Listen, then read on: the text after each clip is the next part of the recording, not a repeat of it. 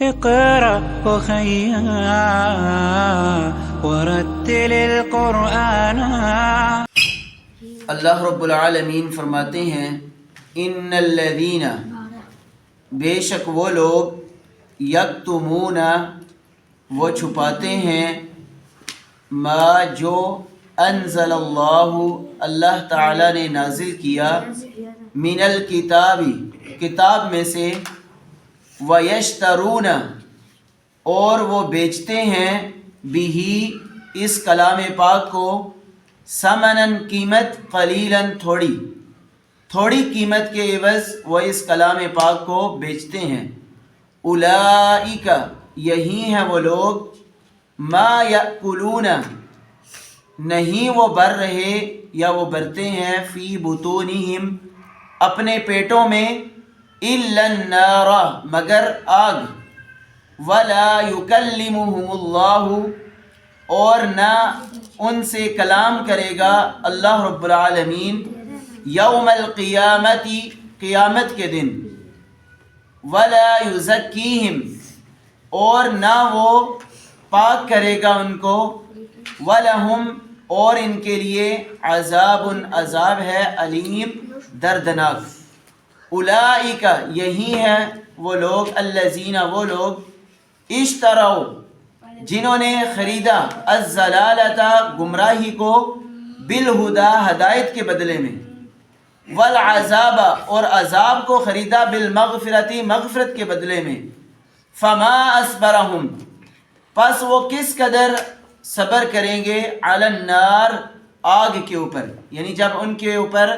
ان کو آگ کے اوپر پیش کیا جائے گا تو پھر اس وقت دیکھا جائے گا کہ یہ کس قدر طاقت رکھتے ہیں، یہ صبر کرنے والے ہیں اس آگ کو جھیلنے کے حوالے سے۔ ذالک، اس وجہ سے، بأن اللہ، بے شک اللہ تعالی نے، نزل الکتاب، کتاب نازل فرمائی، بالحق، حق کے ساتھ، وَإِنَّ الَّذِينَ، اور بے شک وہ لوگ، اختلفوا، جنہوں نے اختلاف کیا، فی الکتاب، کتاب میں، لفی، البتہ وہ ہیں، لفی میں، شقاق، ضد کے اندر، شقاوت کے اندر، بعید، دور کی وہ شقاوت اور ضد کے اندر ہیں۔ تو ان آیات مبارکہ کا سبب نزول یہ ہے، مفسرین کرام نے، امام ابن کثیر رحمہ اللہ تعالی نے ان آیات مبارکہ کا جو سبب نزول بیان فرمایا ہے وہ یہ ہے کہ یہودی جو ان کی کتاب کے اندر، تورات کے اندر، جناب محمد کریم صلی اللہ علیہ وآلہ وسلم کی جو صفات ذکر تھی ان کی کتاب کے اندر، اسی طرح جو اس امت کا تعارف اللہ رب العالمین نے تورات اور انجیل کے اندر کیا تھا، یہ اس امت کی فضیلت ہے اور اعزاز ہے کہ اللہ رب العالمین نے اس امت کے ذکر پہلی امتوں کی کتابوں کے اندر بھی فرمایا ہے، جیسا کہ سورۃ الفتح کے اندر اللہ رب العالمین نے امت محمد کا ذکر کرنے کے بعد فرمایا، ذالک مثلہم فی التوراۃ ومثلہم فی الانجیل، یہ تمہاری مثالیں، میں نے ان کی مثالیں تورات اور انجیل کے اندر بھی بیان فرمائی ہیں۔ تو یہ امت محمدیہ کا اعزاز ہے کہ اس امت کا تعارف اللہ رب العالمین نے پہلی امتوں کو بھی کروایا ہے۔ تو جو پہلی امتوں کے اندر امت محمد کا تعارف تھا یا آپ صلی اللہ علیہ وسلم کی جو صفات ذکر تھیں، تو یہودی لوگ ان کو مروڑ تروڑ کے بیان کیا کرتے تھے، تعویل کر کے بیان کیا کرتے تھے، اور پھر اس کے بدلے کے اندر جو یہودیوں کے سردار تھے ان کو جو ہے بڑے تحفے اور تحائف دیا کرتے تھے۔ تو اللہ رب العالمین نے پھر ان کے لیے یہ آیات مبارکہ نازل فرمائیں کہ بے شک وہ لوگ جو اللہ رب العالمین کی کتاب میں سے جو آیات مبارکہ ہیں ان کو چھپاتے ہیں، کس چیز کے بدلے کے اندر؟ تھوڑی سی قیمت، یعنی ان کو تحائف اور جو دنیا کی تھوڑی سی لالچ دی جاتی ہے اس کے بدلے کے اندر وہ اللہ رب العالمین کی آیات مبارکہ کو بیچ ڈالتے ہیں۔ وہ کس طرح بیچ ڈالتے ہیں کہ ان کو مروڑ تروڑ کا بیان کرتے ہیں۔ تو اللہ رب العالمین نے ان کی مذمت بیان کرتے ہوئے کئی قسم کے ان کے عذاب بیان کیے ہیں کہ ایسے لوگوں کے لیے پہلا عذاب یہ ہے کہ وہ اپنے پیٹوں کے اندر جو بھی ان آیات مبارکہ کے عوض یہ لے رہے ہیں وہ اپنے پیٹوں کے اندر آگ بھر رہے ہیں۔ نمبر 2، قیامت والے دن اللہ رب العالمین ایسے لوگوں سے کلام نہیں کریں گے، لیکن اس کے اندر مفسرین کرام نے بیان کیا ہے کہ کلام ضرور ہوگی ہر انسان سے، جواب اور سوال ہر انسان سے لازمی ہوگا، لیکن رحمت والی کلام نہیں ایسے انسان سے ہوگی۔ جو اللہ رب العالمین غصے اور غیظ و غضب کی حالت کے اندر ایسے لوگوں سے کلام ضرور کریں گے، لیکن رحمت والی کلام ایسے لوگوں کے لیے کوئی نہیں ہے۔ وَلَا يُزَكِّيهِمْ، اور نہ ہی اللہ رب العالمین قیامت والے دن ایسے لوگوں کو گناہوں سے پاک کریں گے۔ وَلَهُمْ عَذَابٌ أَلِيمٌ، اور اسی طرح قیامت والے دن ایسے لوگوں کے لیے دردناک عذاب ہے۔ یہ تو ان آیات مبارکہ کی تفسیر تھی، لیکن آج کل کے زمانے کے اندر کچھ لوگ اس آیت مبارکہ کو علماء کرام کے اوپر بھی فٹ کرتے ہیں کہ جی حفاظ کرام جو ہے گھروں کے اندر جا کر قرآن پاک کی تعلیم دیتے ہیں، یا جو علماء کرام ہیں وہ نمازی خود بھی تو انہوں نے پڑھنی ہوتی ہیں، لیکن پڑھتے ہیں لیکن اس کے باوجود وہ پیسے بھی لیتے ہیں، ان کا معاوضہ بھی لیتے ہیں۔ تو میرے بھائیو یہ چیز نہیں ہے۔ علماء کرام کی اجرت کا جو معاملہ ہے یہ صحیح بخاری کے اندر صحابہ کرام سے بھی ثابت ہے، جیسا کہ صحیح بخاری کے اندر ہے کہ اللہ کے نبی صلی اللہ علیہ وسلم کے صحابہ کرام فرماتے ہیں کہ ہم ایک سفر کے اندر تھے، تو راستے کے اندر ایک کفار کے جو سردار تھا اس کو ایک سانپ نے اور بچھو نے کاٹ دیا، تو وہ لوگ ان کو پتہ چلا کہ محمد صلی اللہ علیہ وسلم کے حواری یا صحابہ کرام یہاں سے ان کا گزر ہو رہا ہے، وہ فوراً بھاگ کر ہمارے پاس آئے، تو انہوں نے کہا کہ ہمارے سردار کو اس طرح بچھو نے کاٹ دیا ہے، اگر آپ دم کر دیں۔ تو صحابہ کرام فرماتے ہیں ہم میں سے مشورہ کرنے کے بعد ہم نے ایک صحابی کو ان کے پاس بھیجا، وہ صحابی رسول فرماتے ہیں کہ میں نے 7 مرتبہ سورۃ الفاتحہ پڑھ کر اس کے بعد اپنا لعاب لگا کر اس جگہ کے اوپر جہاں پر بچھو یا سانپ نے کاٹا تھا وہاں پر لگایا، تو اس سردار کو ایسے محسوس ہوا کہ جیسے کسی چیز نے مجھے کاٹا ہی نہیں تھا۔ یہ کلام پاک اتنی برکت والی کلام ہے اور شفا والی کلام ہے۔ تو صحابی رسول فرماتے ہیں جب وہ شفا یاب ہوا تو اس نے 100 بکریاں مجھے اس کے عوض بدلے کے اندر جو ہے دی ہیں۔ تو جب میں واپس لے کر آیا صحابہ کرام نے ہم نے مشورہ کیا کہ ہم یہ بکریاں اس وقت تک استعمال نہیں کریں گے جب تک آقا صلی اللہ علیہ وآلہ وسلم سے پوچھ نہ لیں گے کہ کیا ہمارے لیے جائز بھی ہے کہ نہیں۔ تو صحابہ کرام فرماتے ہیں جب ہم آپ کی عدالت کے اندر گئے، آپ کو اس پورے کے پورے واقعے اور مہاجرے کا بتلایا، تو آپ نے فرمایا کہ ان کو استعمال بھی کرو، ان بکریوں میں سے میرا بھی حصہ تم نے رکھنا ہے۔ تو میرے بھائیو علماء کرام جو آپ کو ٹائم دیتے ہیں، وقت دیتے ہیں، یہ ان کا آپ جو ہے ان کی خدمت کرنا میرا اور آپ کا حق بھی بنتا ہے۔ آج دیکھیں کہ علماء کرام کے اوپر یہ بڑی جلد بازی سے جو ہے یہ تو اعتراض کیا جاتا ہے کہ یہ دین بیچ رہے ہیں، لیکن یہ کلام پاک جو کمپنی چھاپنے والی ہے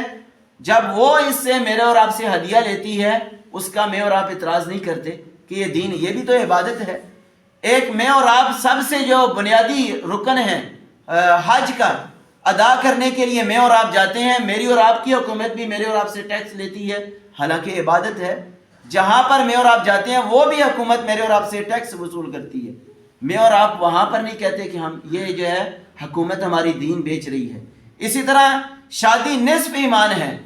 لیکن میں اور آپ کروڑوں کا وہاں پر خرچہ کر دیتے ہیں، لیکن جب علماء کرام کی نکاح کی باری آتی ہے وہاں پر میں اور آپ اس مولوی کے اوپر اعتراض کر دیتے ہیں یہ دین بیچ رہا ہے۔ ہم لاکھوں اور کروڑوں کا جو ہے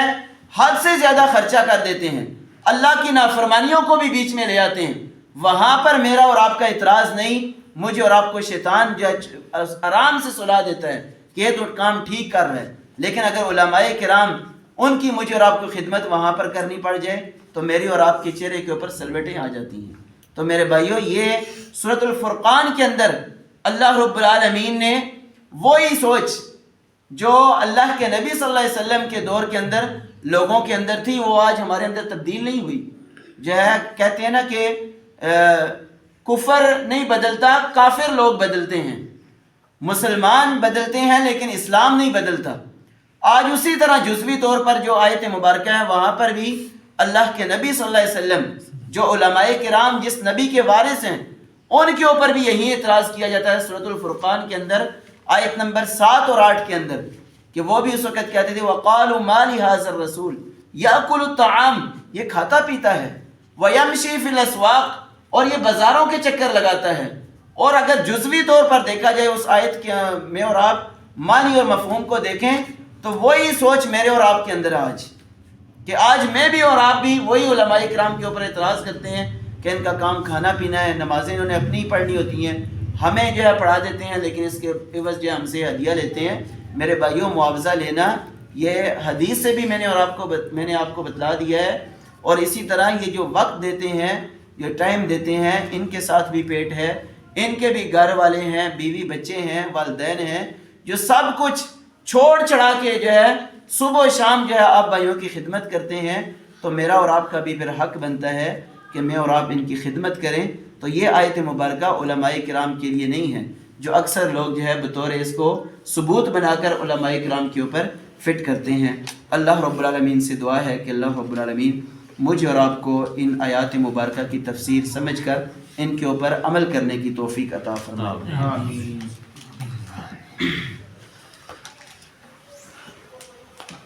اس کے بعد ہماری حدیث مبارکہ کا درس ہے، تو آج کے جو حدیث کے راوی ہیں وہ سیدنا عبداللہ بن عمر رضی اللہ تعالی عنہما ہیں۔ تو یہ صحابی رسول ہیں عبداللہ بن عمر بن عاص سلمی رضی اللہ تعالی عنہما۔ یہ تقریباً اللہ کے نبی صلی اللہ علیہ وسلم کے اوپر جو اسلام لے کر آئے تھے، اپنے والد محترم سے پہلے اسلام انہوں نے قبول کیا تھا۔ حالانکہ باپ بیٹا دونوں اسلام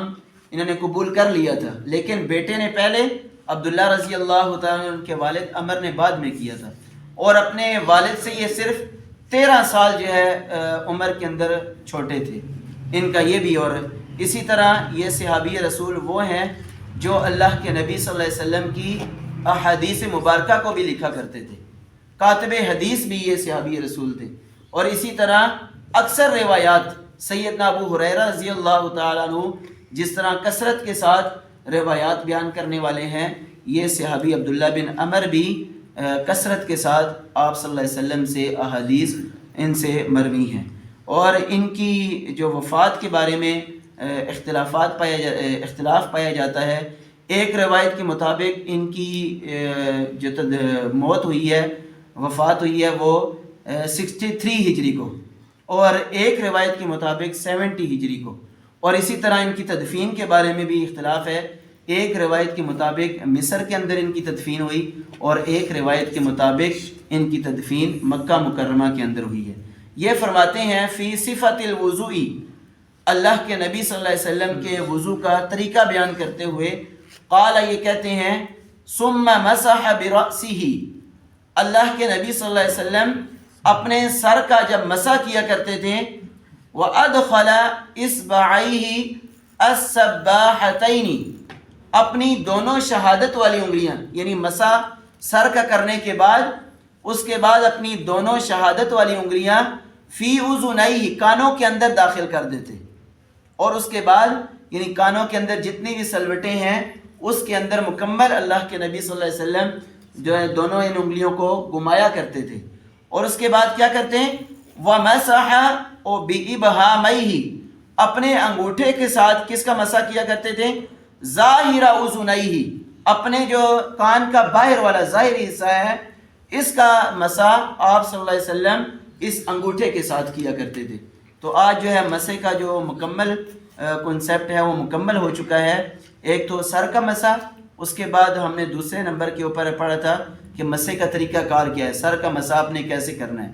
آغاز سے لینا ہے پیچھے تک گدی تک، پھر واپس جہاں سے آپ نے آغاز کیا تھا۔ اور اسی طرح تیسری چیز مسح کے حوالے سے پڑھ لی کہ کانوں کا بھی میں نے اور آپ نے مسح اور خلال کرنا ہے، اپنی شہادت والی انگلیوں کے ساتھ اندر والا جو کان کا حصہ ہے اس کا مسح کرنا ہے، اور اپنے انگوٹھے کے ساتھ جو کان کے باہر والا حصہ ہے اس کے ساتھ جو ہے کان کا مسح کرنا ہے، ظاہری حصے کا۔ اللہ رب العالمین سے دعا ہے کہ اللہ رب العالمین مجھے اور آپ کو عمل کرنے کی توفیق عطا فرمائے۔ آمین وآخر دعوانا ان الحمد للہ رب العالمین۔